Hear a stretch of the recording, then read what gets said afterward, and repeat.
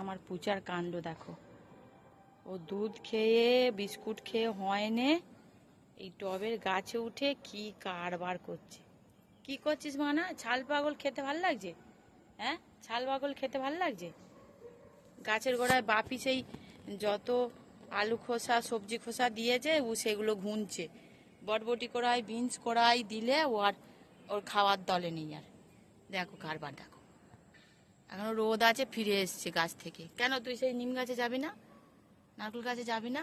হয়তো আলুর চোপা খাচ্ছে। মানে ওকে একদম ওই এখন আদর করিস না, ও গা হাত মুছে নিক তারপরে আদর করবি। কারবার দেখেছো?